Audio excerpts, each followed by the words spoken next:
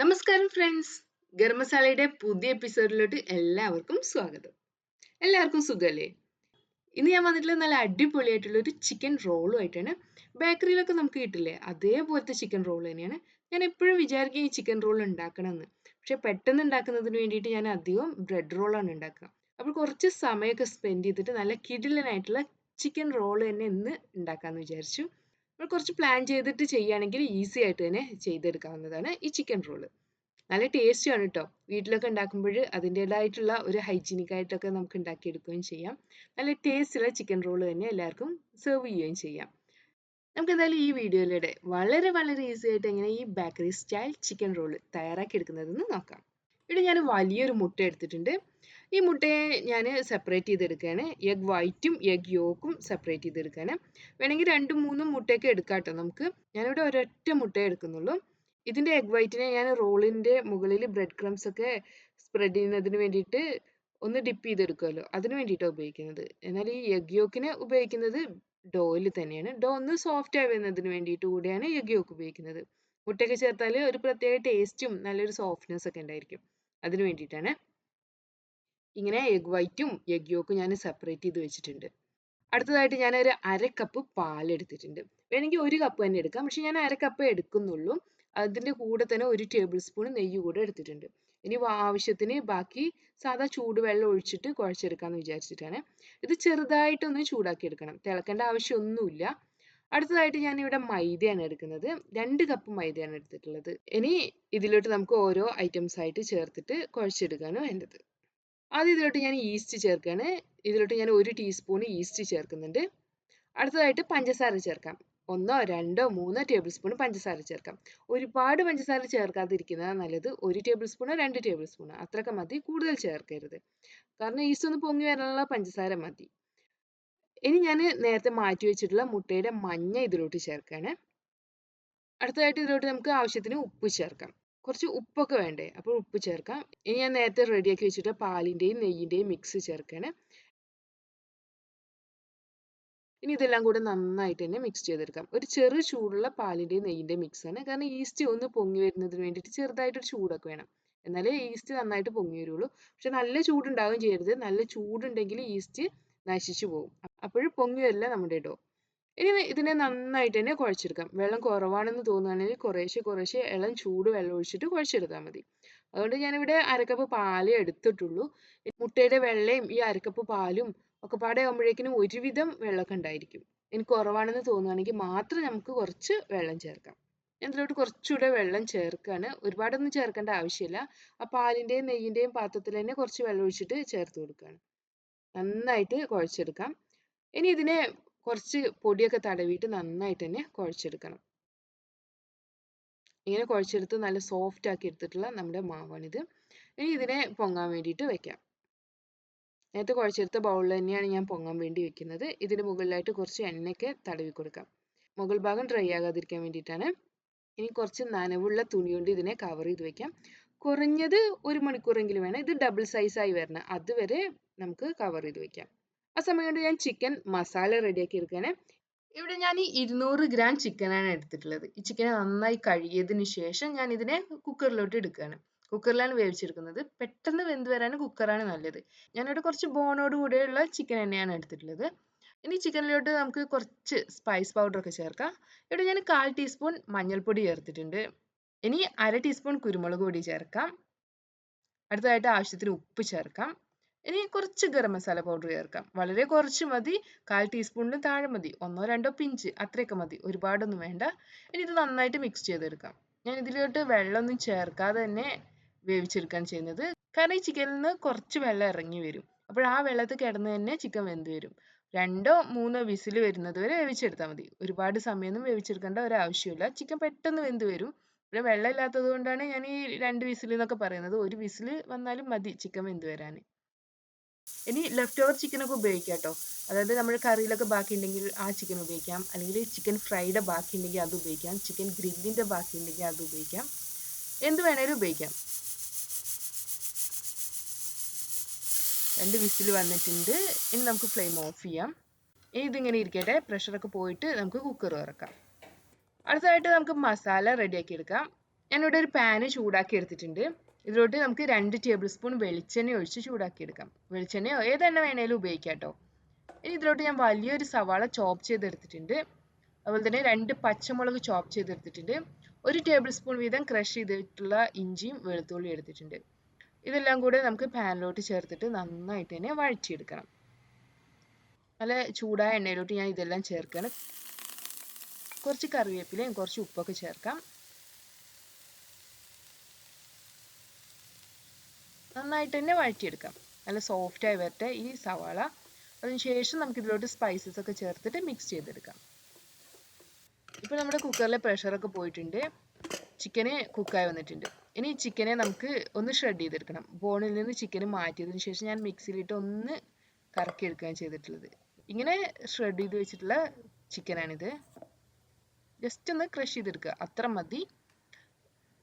ഇപ്പോൾ നമ്മുടെ സവാള നന്നായിട്ട് തന്നെ വഴന്നു വന്നിട്ടുണ്ട്. ഇനി ഇതിലോട്ട് നമുക്ക് പൗഡറുകൾ ചേർക്കാം. ഞാനിവിടെ 1/2 ടീസ്പൂൺ മുളക് പൊടി ചേർക്കുകയാണ്. ഓരോരുത്തരുടെ എരിവിനനുസരിച്ചിട്ട് മുളക് പൊടി ചേർക്കാം.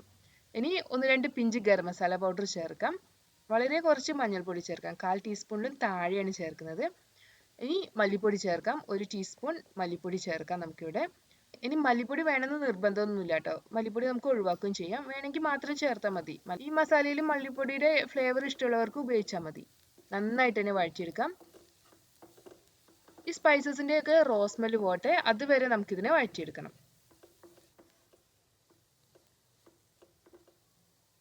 നന്നായിട്ട് വഴന്നു വരുമ്പോൾ നമ്മൾ നേരത്തെ ഷ്രെഡ് ചെയ്ത് വെച്ചിട്ടുള്ള ചിക്കന് ചേർക്കാം. കുക്കറിൽ കുറച്ച് മസാല ഉണ്ടല്ലോ, ആ മസാല കൂടെ ഞാൻ ഇതിലോട്ട് ഒഴിക്കാനേ. കാരണം ഈ മസാല കൂടെ ചേർക്കുമ്പോൾ നല്ലൊരു ടേസ്റ്റ് ഒക്കെ ഉണ്ടായിരിക്കും നമ്മുടെ ഗ്രേവിക്ക്. നന്നായിട്ട് മിക്സ് ചെയ്തെടുക്കാം. ഇതെല്ലാം നന്നായിട്ട് ഡ്രൈ ആയി വരട്ടെ, ഒന്ന് ഡ്രൈ ആയി വരട്ടെ. ഒരുപാട് അങ്ങ് ഡ്രൈ ആയി പോകേണ്ട ആവശ്യമില്ല, എന്നാലും കുറച്ച് വാട്ടറി ആവാതിരിക്കുകയും വേണം. ഇപ്പോൾ നമ്മുടെ ചിക്കൻ മസാല റെഡി ആയിട്ടുണ്ട്. ഉപ്പൊക്കെ ഒന്ന് നോക്കണം. ഉപ്പ് കുറവാണെന്ന് തോന്നുകയാണെങ്കിൽ ഉപ്പ് ചേർത്ത് കൊടുക്കണം.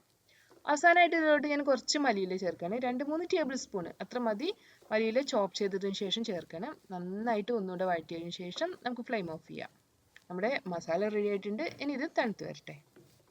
ഇത് 2 മണിക്കൂറിന് ശേഷമുള്ള നമ്മുടെ മാവാണ്. മാവ് ഡബിൾ സൈസായി വന്നിട്ടുണ്ട്. ഇനി നമുക്ക് ഇതിനെ ഒന്ന് പ്രസ് ചെയ്ത് കൊടുക്കാം. ഇതിന്റെ എയറൊക്കെ പോകട്ടെ. നല്ല സോഫ്റ്റ് ആയി വന്നിട്ടുണ്ട് നമ്മുടെ മാവ്. ഇനി ഈ മാവിനെ നമുക്ക് ചെറിയ ചെറിയ പീസുകളാക്കിയിട്ട് മുറിച്ചെടുക്കാം. നമുക്ക് എത്ര റോൾ വേണോ അതിനനുസരിച്ചിട്ട് മുറിച്ചെടുക്കാം കേട്ടോ. ഇവിടെ വലിയ റോളാണെങ്കിൽ നമുക്ക് 8 റോൾ ഉണ്ടാക്കാം. ഇനി ഒരു മീഡിയം സൈസ് റോളാണെങ്കിൽ നമുക്ക് 12 റോൾ ഉണ്ടാക്കാം. ഇനി ചെറിയ ചെറിയ റോളാണെങ്കിൽ 16 റോൾ വരെ നമുക്ക് ഈ മാവ് ഉപയോഗിച്ചിട്ട് ഉണ്ടാക്കാം. എത്രത്തോളം പേരുണ്ട് അതിനനുസരിച്ചിട്ട് നമുക്ക് ഉണ്ടാക്കിയെടുക്കാം. ഇനി ഒരു റോളൊക്കെ തന്നെ ഒരാൾക്ക് കഴിക്കാൻ കഴിയുള്ളൂ, അത്ര വലുപ്പമുണ്ടായിരിക്കും. ഒരു റോൾ കഴിച്ചാൽ തന്നെ വിശപ്പ് മാറും. എന്തായാലും ഞാനിവിടെ വലിയ റോളാണ് ഉണ്ടാക്കുന്നത്. 8 വലിയ റോളാണ് ഉണ്ടാക്കുന്നത്. 8 പീസാക്കിയിട്ട് മുറിച്ചെടുത്തിട്ടുണ്ട്. ഇനി ഓരോ മാവും നമുക്ക് പരത്തിയെടുക്കാണ് വേണ്ടത്. ഞാനൊരു മാവ് എടുത്തിട്ടുണ്ട്.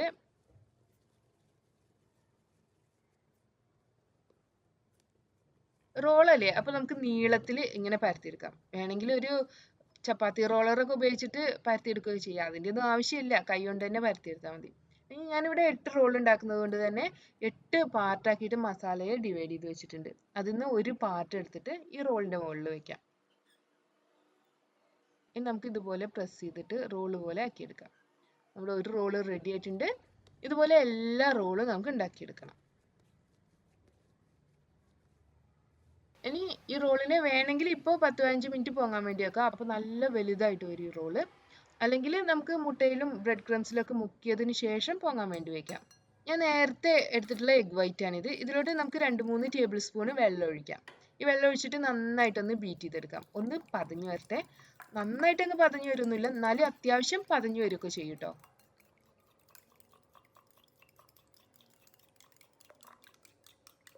ഇപ്പോൾ കണ്ടോ നമ്മുടെ മുട്ടയുടെ വെള്ള നന്നായിട്ട് പതഞ്ഞു വന്നിട്ടുണ്ട്. അതുപോലെ തന്നെ ഞാനിവിടെ കുറച്ച് ബ്രെഡ് ക്രംസ് എടുത്തിട്ടുണ്ട്. 1 കപ്പ് ബ്രെഡ് ക്രംസ് ആണിത്. ഇനി നേരത്തെ റെഡിയാക്കി വെച്ചിട്ടുള്ള റോളാണിത്. ഇതിപ്പോൾ ഏകദേശം ഒരു 10 മിനിറ്റ് ആയിട്ടേ ഉള്ളൂ. അപ്പോഴേക്കും തന്നെ ഇത്രയും വലുതായി വന്നിട്ടുണ്ട്.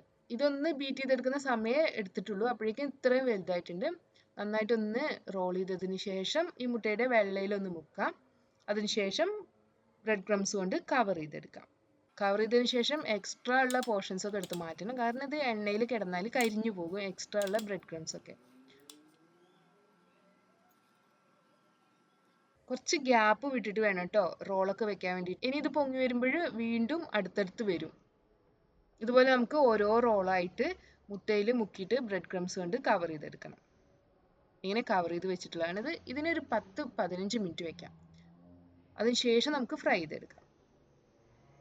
ഞാനിവിടെ എണ്ണ ചൂടാകാൻ വേണ്ടി വെച്ചിട്ടുണ്ട്. ഇവിടെ ഞാനൊരു ഫ്രൈങ് പാനിലാണ് ഫ്രൈ ചെയ്തെടുക്കുന്നത്. ഇതിന് പകരമായിട്ട് സോസ് പാനിലൊക്കെ ഫ്രൈ ചെയ്തെടുക്കുകയാണെങ്കിൽ കൂടുതൽ എണ്ണയിൽ കിടന്ന് ഫ്രൈ ചെയ്യുമ്പോൾ വലിയ റോളായി തന്നെ കിട്ടും നമുക്ക്. ഇങ്ങനെ പൊങ്ങി വന്നിട്ടുള്ള റോളിനെ ഞാൻ ചൂടായ എണ്ണയിലോട്ട് മാറ്റിയാണ്. മുഴുവനായിട്ട് എണ്ണയിൽ കിടന്നിട്ട് ഫ്രൈ ചെയ്തെടുക്കാൻ പറ്റുമെങ്കിൽ അതാണ് ഏറ്റവും നല്ലത്. അല്ലെങ്കിൽ കുറച്ച് എണ്ണ ഇതിൻ്റെ മുകളിലായിട്ട് ഒഴിച്ചു കൊടുക്കും. അല്ലെങ്കിൽ എണ്ണയിൽ ഇങ്ങനെ റോൾ ചെയ്തിട്ട് ഫ്രൈ ചെയ്തെടുക്കാം. മീഡിയം ഫ്ലെയിമിൽ വെച്ചിട്ട് ഫ്രൈ ചെയ്തെടുക്കുകയാണ് ഞാൻ ചെയ്യുന്നത്. നമ്മുടെ ആദ്യത്തെ ബഞ്ച് ഫ്രൈ ആയി വന്നിട്ടുണ്ട്. ഇതിനെ ഞാൻ കിച്ചൺ ടിഷ്യൂലോട്ട് മാറ്റിയാണ്. ഇതുപോലെ നമുക്ക് അടുത്ത ബഞ്ചും ഫ്രൈ ചെയ്തെടുക്കാം. നമ്മുടെ സെക്കൻഡ് ബഞ്ച് റോളും റെഡി ആയിട്ടുണ്ട്. ഇതുപോലെ നമുക്ക് മുഴുവൻ റോളും ഫ്രൈ ചെയ്തെടുക്കണം. ഇങ്ങനെ ഫ്രൈ ചെയ്ത് വെച്ചിട്ടുള്ള നമ്മുടെ റോളാണിത്.